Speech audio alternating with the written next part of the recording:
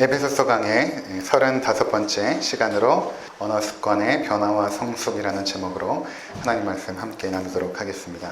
우리가 4장 들어서 계속해서 살펴보는 내용이 무엇인가 하면 하나님의 백성들은 어떻게 살 것인가, 1장부터 3장까지는 복음의 내용이 무엇인가를 함축적으로 정리를 해놓고 이제 4장부터 본격적으로 그 복음을 너희가 믿고 하나님의 자녀가 되었으면 이렇게 살아라 라는 부분들을 실천적인 강령들을 여러 가지로 말씀을 하고 있죠. 제일 처음에 나왔던 것이 부르심을 받은 일에 합당하게 행하라. 너희가 하나님의 부르심을 받았는데 합당하게 행해야 된다. 그것은 오래 참음이고 또 온유고 겸손이며 또 사랑하는 그러한 것이다 라고 말씀을 하고 있죠. 그리고 나서 너희가 부름을 받은 것이 각자 하나님 앞에서 부름을 받긴 부름을 받았지만 중요한 것은 교회 공동체로 부름을 받았다라는 것입니다. 우리가 교회 공동체로 부름을 받아서 거기서 너희가 하나가 되어야 하고 또 성숙해야 된다라는 부분들을 말씀하고 있었던 것입니다. 그 하나 될 수 있는 가장 중요한 이유는 예수 그리스도께서 우리 삶의 중심 가운데 있고 그 예수 그리스도의 말씀을 우리가 기준과 분명한 가치로 삼아서 모든 성도들이 그 질서와 그 원리 그리고 그 안에서 조화롭게 하나님을 섬김으로 하나님의 교회가 성장하고 성숙이 되어진다라는 부분을 살펴보았던 것입니다. 그러면서 지난 시간에 우리가 살펴보았던 것은 그렇게 교회 공동체로 불렀던 너희 각 개인들이 힘써야 될 것이 무엇인가, 그 한 사람 한 사람이 힘써야 될 것이 무엇인가, 공동체가 힘쓸 것은 하나됨이고 성숙이지만 너희 한 사람 한 사람이 힘써야 될 것은 무엇인가, 그것은 너희가 과거에 가졌던 죄악된 구습들을 버려야 된다. 썩어져갈 그 욕심을 따라갔던 그 구습들, 그 구습들 가운데는 방탕하고 또 방임적인 삶이 있었는데 그 모든 헛된 것들을 추구했던 너희의 습관들을 이제는 벗어버리고 예수 그리스도의 진리의 말씀을 따라서 그리스도로 옷 입어라 라는 부분들을 말씀했던 것입니다. 구습을 벗어버리고 예수 그리스도로 옷 입으라 라는 것은 새 사람을 입으라 이렇게 말했던 것은 이러한 삶의 모습들이 날마다 일어나는 영적인 싸움임을 말씀하고 있는 것입니다. 우리가 매일마다 옷을 벗고 입듯이 이 싸움들, 우리의 구습을 버리고 새 사람을 입는 이 싸움은 날마다 지속되는 것이다 라는 부분을 우리가 지난 시간에 살펴보았던 것입니다. 그러면서 너희가 하나님의 형상을 따라 의와 거룩함과 그런 진리의 모습으로 너희가 변화를 받고 새로워져야 된다라는 부분까지 우리가 함께 살펴보았습니다.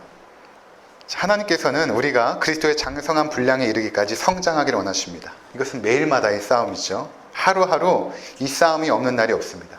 달마다 내 안에 내가 죽고 그리스도께서 내 안에 사시도록 하는 이 싸움은 날마다의 싸움인 것입니다.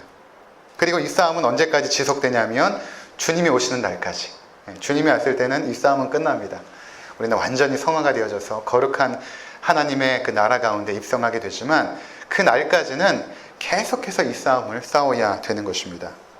이것을 신학자들은 점진적인 성화다 이렇게 부릅니다. 점진적인 성화. 우리가 거룩하게 되는 것은 갑자기 되는 것이 아니라 점진적으로 이러한 날마다의 싸움을 통해서 조금씩 성숙하고 성장한다 라고 말하는 것입니다. 예수 믿고 한 번에 사람이 변하는 것이 아닙니다. 물론 그 신분의 변화는 단번에 이루어지죠. 신분의 변화. 우리가 하나님의 자녀가 되는 신분의 변화는 우리가 회심과 중생을 통하여 단번에 이루어지는 사건입니다. 그러나 우리 안에 하나님의 형상이 회복되어지고 그리스도를 닮아가는 이러한 성품의 변화는 점진적으로 일어나는 것입니다. 단번에 우리의 성품이 하나님의 원하시는 그런 성품으로 변하는 것이 아니라 날마다의 영적인 전투를 통하여 이루어져 간다는 것입니다. 그렇다면 이러한 성장 또는 성숙을 위해서 우리가 어떻게 해야 되는가 라고 했을 때 지난주에 살펴본 것이 무엇인가 하면 그 첫 번째 단계가 심령의 변화입니다. 심령의 변화. 23절에 말하고 있죠. 그 심령의 변화가 첫 번째 단계입니다. 그리고 이렇게 심령이 변화가 되어지면 이 심령의 변화 또는 마음의 변화 이렇게 말할 수 있는데 성경에서 심령과 마음은 그 인격의 중심을 말합니다. 그 마음의 변화, 그 심령이 먼저 변화가 되어지면 그 다음 단계가 무엇인가 하면 우리의 말이 바뀌는 것입니다. 심령의 변화는 언어의 변화로 나타나게 되는 것이죠. 세 번째 단계는 그 언어의 변화가 우리의 행동의 변화로 이어지는 것입니다. 그리고 네 번째 마지막 단계는 그 행동의 변화가 계속해서 훈련되어지고 또 우리가 연습되어져서 마침내는 습관의 변화로 나아갈 때 그 습관이 변화가 되어지면 우리가 그리스도의 성품으로 바뀌는 그러한 영적인 성숙이 우리 가운데 있는 것이죠. 그래서 오늘 우리가 살펴보게 될 내용은 무엇인가 하면 지난 시간에는 심령의 변화까지 살펴보았고 오늘은 하나님의 백성들의 그 언어 습관의 변화, 그 말의 변화, 이것이 얼마나 중요한가에 대한 부분들을 우리가 함께 살펴보도록 하겠습니다. 심령이 변화가 되면 말이 바뀌게 됩니다. 이것은 하나님께서 우리 가운데 일으키시는 역사인 동시에 하나님께서 우리의 말을 바꿔주시는 동시에 우리가 그 하나님의 뜻에 순종할 때 바뀌어지는 것입니다. 하나님께서 다 하시는 것이 아니라 우리의 순종함을 통하여 우리의 말이 바뀌기 시작하는 것이죠. 25절을 한번 보시면 에베소서 4장 25절 그런즉 거짓을 버리고 각각 그 이웃과 더불어 참된 것을 말하라. 이는 우리가 서로 지체가 됨이라. 아멘. 우리가 서로 지체가 됨이라 라고 말하는 것을 보니까 먼저 교회 공동체 안에서 너희가 참된 것을 말해야 된다. 거짓을 버리고 더 이상 거짓말하는 것, 거짓된 행위를 버리고 이제는 참된 말을 하고 참되게 행동해야 된다라고 말하고 있는 것입니다. 이것이 확장되어져서 이웃에게로 이제 흘러가게 되는 것이죠. 우리가 왜 거짓말을 하게 됩니까? 여러분 살펴보십시오. 내가 왜 거짓말을 하게 되는가? 대부분 보면 욕심 때문에 그런 것입니다. 내 앞에 어떤 유익이 있는데 이 유익을 쉽게 얻기 위해서 거짓말을 하게 됩니다. 때로는 자신 안에 있는 부끄러움을 감추기 위해서 거짓말을 하기도 합니다. 또는 어떤 인정받기 위해서 사람들로부터 인정받기 위해서 과장하거나 또 거짓을 꾸며내기도 하죠. 예수님께서는 마귀를 뭐라고 지칭했냐 하면 마귀는 거짓말쟁이요 거짓의 압이다 이렇게 말씀하십니다. 그러니까 태초에 인간을 죄악된 길로 파멸시킬 때 마귀가 사용한 것이 무엇인가 하면 거짓말입니다. 완전한 거짓말이 아니라 진리와 거짓을 섞죠. 나중에 창세기 3장을 우리가 수요 예배 때 공부하게 될 텐데 거짓과 진리를 섞어서 우리 가운데 던져줄 때 우리가 그 거짓에 속아 넘어가게 되지 않습니까? 그래서 우리가 거짓말을 하게 되면 그것은 마귀가 역사할 길을 열어주는 것입니다. 마귀가 우리의 거짓말을 타고 역사하기 시작합니다. 그리고 거짓을 말할 때 가장 좋아하는 것은 마귀입니다. 마귀가 거짓말쟁이고 거짓의 압이기 때문에 그런 것입니다. 그러니까 그리스도인은 거짓을 말해서는 안 되는 것입니다. 내 앞에 어떠한 유익이 있더라도 거짓으로 그것을 얻어내려고 하면 세상 사람들은 모르겠지만 그리스도인들은 더 큰 어려움에 빠지게 됩니다. 하나님이 그 거짓을 사용하지 않으세요. 더 큰 어려움에 봉착하게 됩니다. 거짓을 말하는 곳에 하나님은 역사하지 않습니다. 오히려 사단이 역사하기 시작합니다. 이민자들이 가장 먼저 넘어야 할 산이 있는데 그것이 비자거든요. 제가 외국 생활을 할 때 주변 분들 보면 그 비자 때문에 굉장히 힘들어합니다. 비자가 나오지 않아가지고 힘들어하죠. 뭐 돈이 많으면 그 돈을 주고 비자를 살 수도 있거든요. 그런 제도가 있지만 그 정도로 대부분 돈이 없기 때문에 그 비자를 받는 것이 너무나 어렵습니다. 그래서 일반적으로 이민 대행 업체들이 이 일을 진행합니다. 근데 보니까 주변의 분들 보니까 서류를 조작하는 것이 왕왕 있습니다. 많은 분들이 서류를 조작하는 것을 보고 이민 대행 업체들이 그것을 조장하기도 합니다. 권면해 주기도 하고 이렇게 하면 비자가 잘 나올 것이니까 당신의 경력이나 이력들을 조금 수정하여서 제출하십시오. 이렇게 바꾸기도 하거든요. 그렇게 편법을 가르쳐 줍니다. 저도 뉴질랜드에서 있을 때 교회를 개척하고 그 나라에서 또 교회를 섬겨야 되니까 비자를 받아야 되지 않겠습니까? 이민성 가서 서류를 받아왔는데 제가 뭐 돈이 없으니까 그 서류에 나와 있는 준비해야 될 것들을 하나하나 꼼꼼히 이제 혼자서 준비하기 시작한 것입니다. 아마 혼자서 준비하는 사람은 제 주변에 저밖에 없었던 것 같아요. 혼자서 그냥 사전 찾아보면서 이런 거 준비해야 되는구나 라고 준비를 하는데 그 당시 교회를 개척한 상황이었고 누가 저를 고용해 준 것이 아니잖아요. 예를 들어서 우리나라에서 뭐 외국인들이 와서 일을 하려고 하면 누군가 고용자가 있어야 되는데 저는 고용받은 것이 아니라 그냥 교회를 개척한 것입니다. 교회를 개척하고 제가 고용주가 되고 저를 또 고용해야 되는. 근데 이것을 서류를 통하여 증명해서 이 나라에 있게끔 하는, 그들을 설득해야 되는 그 과정이 작성하는 것이죠. 나름대로 그냥 작성을 했어요. 그리고 나서 이게 거의 불가능한 것이기 때문에, 그렇게 받은 사람이 없기 때문에 불가능한 것이 되기 때문에 이것을 제출해 놓고, 이민성에 제출해 놓고 그 다음부터 저희 아내와 함께 한국으로 갈 준비를 하고 있었습니다. 이게 도저히 나올 리가 없으니까 어떻게 짐을 보낼 것인가, 비행기 티켓도 알아보고 이제 그러고 있었던 참이었습니다. 이제 일을 다 놓고 나서 오후에 낮잠을 자고 있었는데 갑자기 전화 한 통이 울렸습니다. 달려가서 받으니까 영어로 말을 해요. 이민성에서 전화가 온 거예요. 이 이민관이 제 서류를 보고 조사하다가 이제 전화를 한 것입니다.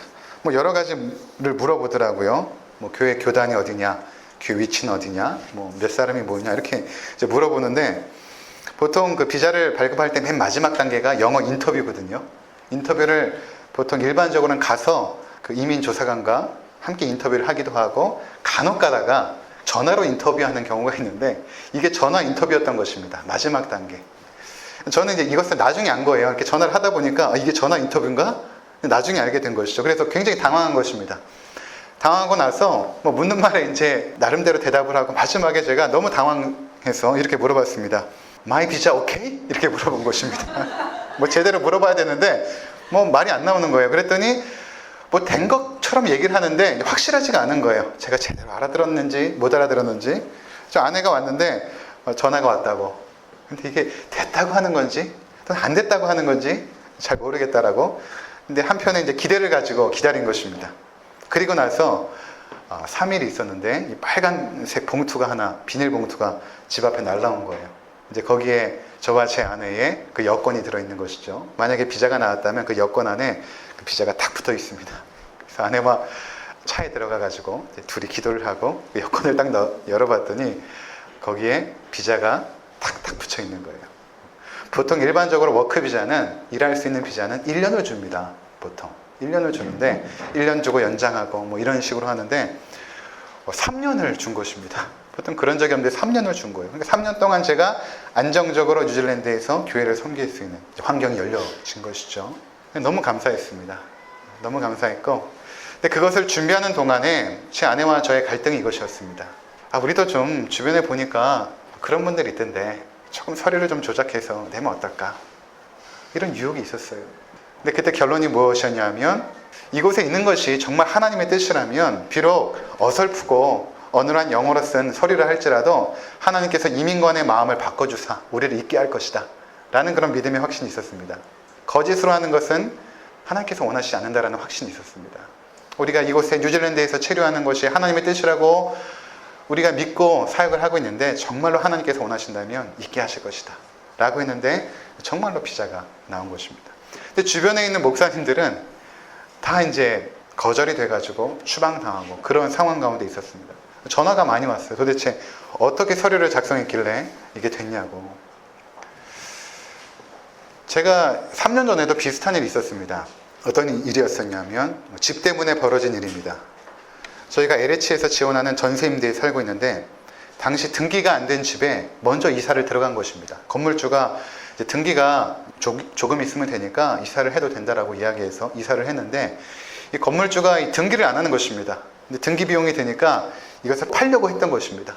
그러니까 계속 안 팔리니까 등기가 미뤄지고 있고, LH에서 전세금을 넣어줘야 되는데 기간이 이제 거의 끝나게 된 것입니다.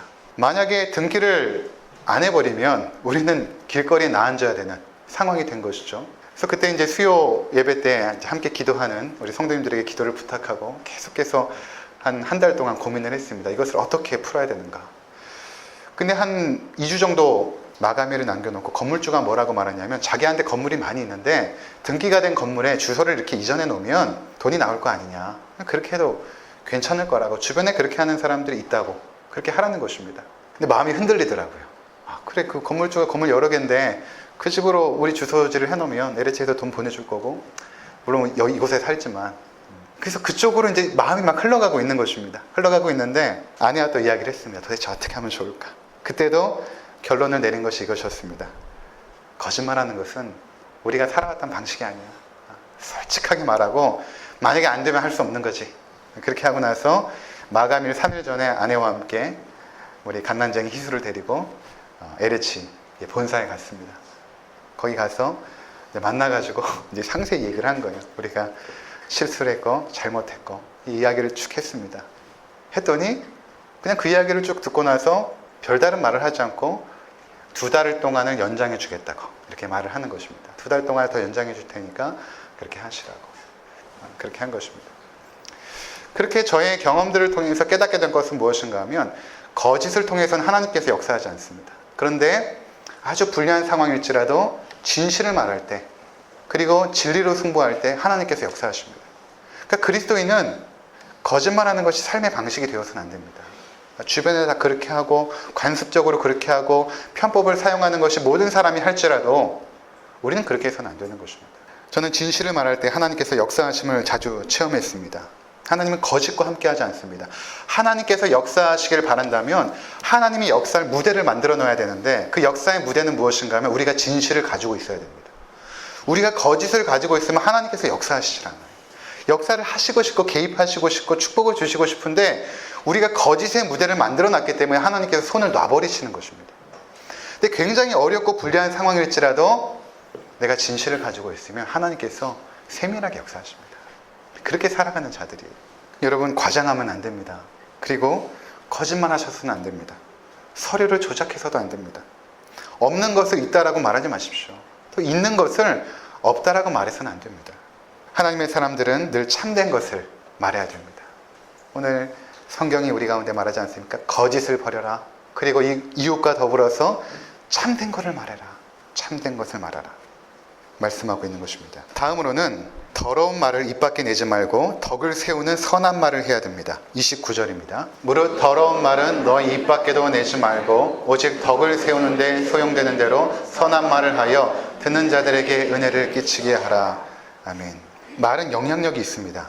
말은 우리의 마음뿐만 아니라 영혼까지도 영향을 미칩니다. 우리 영혼도 움직여요, 말은. 하나님께서 천지 만물을 창조하실 때 말씀으로 창조하지 않았습니까? 그러니까 말이라는 것은 창조의 능력을 가지고 있습니다. 그러니까 하나님이 사람을 창조하시고 나서 사람에게도 언어를 주시죠. 어떤 피조물 중에도 언어를 가지고 있는 피조물은 없습니다. 사람에게만 언어를 주십니다. 언어를 주신 이유는 너희도 하나님의 형상을 닮아서 말을 통하여 일하라 라는 뜻이 있는 것이고, 그 언어를 통하여 하나님과 교제하며 소통합니다. 그래서 언어를 주십니다. 그래서 우리가 지금도 말을 통하여 일을 이루죠. 말을 통하여 일을 이룹니다. 제가 지금 하고 있는 것도 말을 하는 일입니다. 하나님께서 주신 것이라 이 말에는 놀라운 능력이 있습니다. 그리고 그 영향력은 영혼에까지도 파고듭니다. 어떤 사람은 누군가의 말 한마디에 그 영혼이 치유받고 회복되고 변화가 되는 사람도 있고, 어떤 사람은 그 말 한마디 때문에 평생 지워지지 않는 상처를 가지고 사는 사람들도 있습니다. 그래서 하나님의 사람들은 말을 통하여 사람을 살리고 회복시키는 일을 해야 되는 것입니다. 그래서 오늘 성경을 보니까 더러운 말은 입 밖에도 내지 말라라고 말하죠. 이게 무슨 말인가 하면 지금 더러운 말이 여기까지 올라온 것입니다. 그런데 입 밖으로 내지 말라. 너희 마음과 생각 속에서는 담아두고 그 분노의 말과 그 저주의 말과 그 더러운 말이 여기까지 올라오지만 그냥 마음에 담아두고 입술로는 발설하지 말라 라는 의미가 있는 것입니다. 죄라는 것은 생각에서 말로, 말에서 행동으로 옮겨질 때 파괴력이 굉장히 강력해집니다. 생각으로만 죄를 담고 있을 때는 자기만 파괴시키죠. 자기의 마음과 자기의 영적인 건강만 파괴시킵니다. 그런데 이 죄악된 생각을 말로 표현하는 순간에 그 말을 내뱉은 자기도 파괴시킬 뿐만 아니라 그 말을 듣는 상대방의 영혼까지도 파괴시킵니다.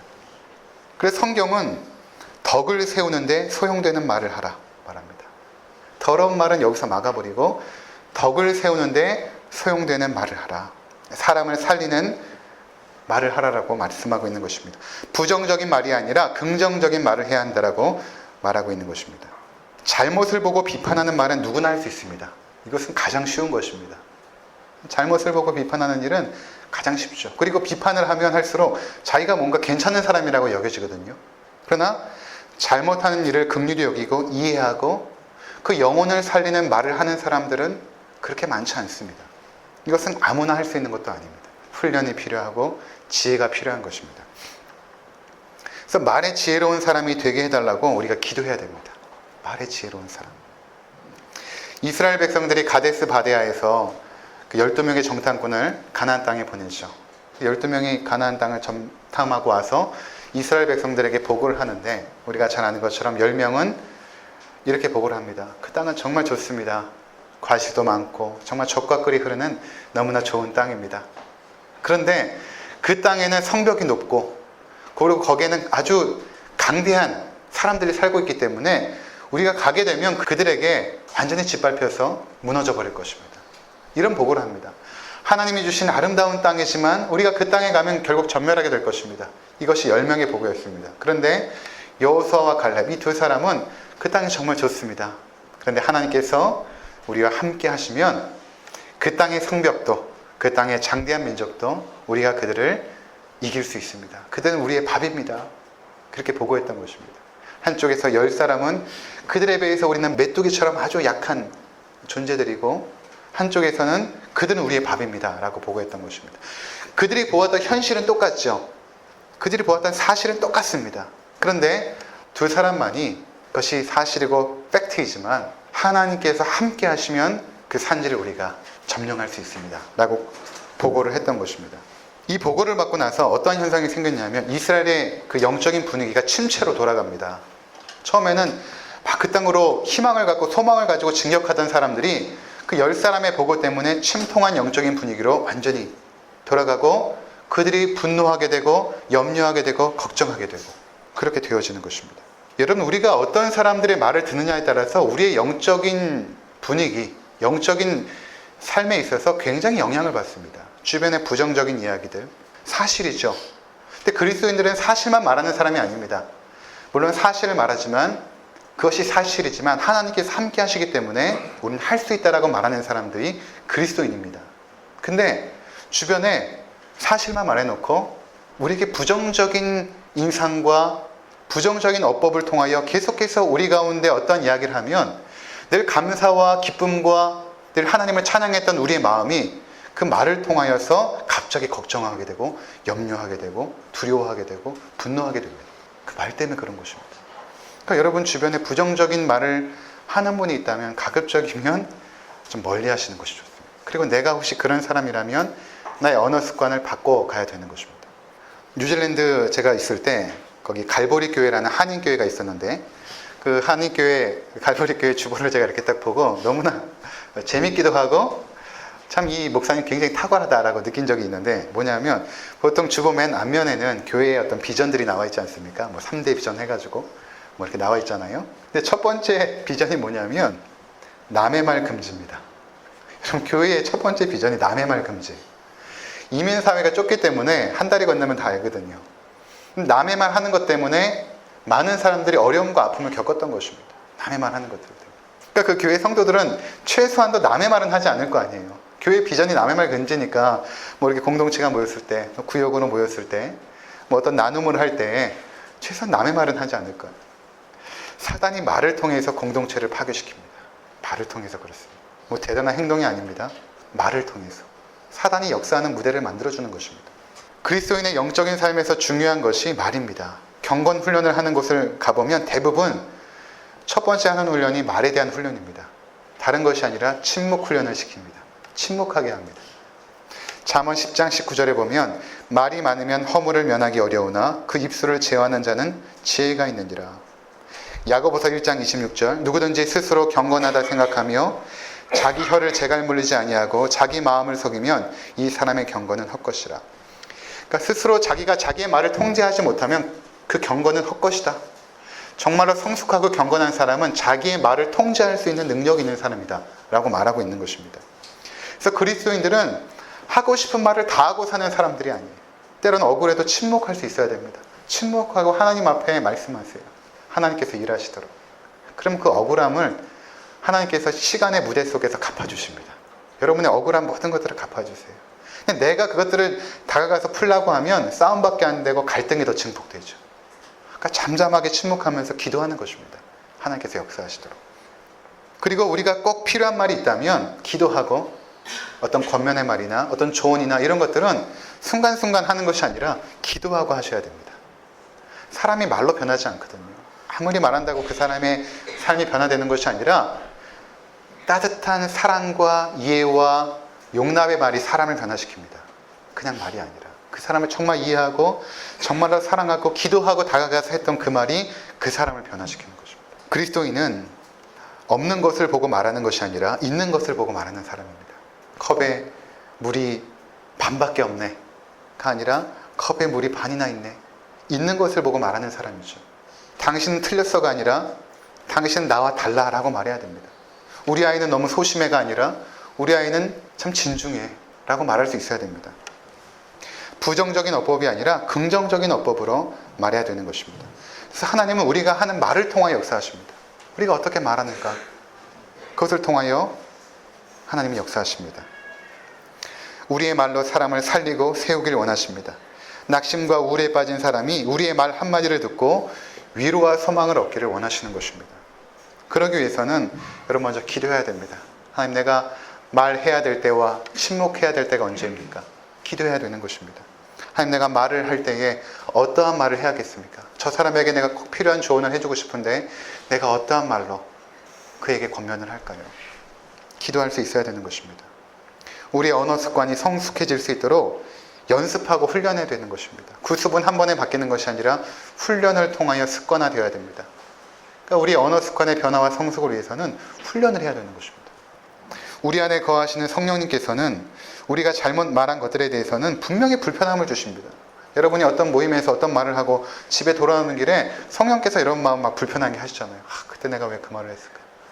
그때는 막 신나게 했는데 불편하죠, 마음이. 그렇습니다. 성령께서 여러분의 마음에 네가 실수했어, 잘못했어, 그 마음을 주시는 거거든요. 그것을 인정해야 됩니다. 먼저 인정하고 잘못했어, 내가 그 말한 것은 잘못했어, 그리고 내가 실수했어, 그리고 다음엔 그렇게 하지 말아야지 라고 바꿔나가고 변화시켜 나가야 된다는 것입니다. 물론 그렇게 마음을 잡고 갑자기 변하진 않지만 계속되는 자기의 실수와 자기의 잘못에 대한 인정, 그리고 변화에 대한 그 노력 속에서 우리의 언어 습관이 바뀌는 것입니다. 이전보다 좀 더 긍정적인 언어로, 하나님이 원하시는 그런 말들로 우리의 언어들이 바뀌어 나가는 것입니다. 이런 언어의 성화를 통해서 한 걸음 더 주님 앞에 가까이 나가는 우리 모두가 되시기를 주의 이름으로 축원을 드립니다. 기도하시겠습니다.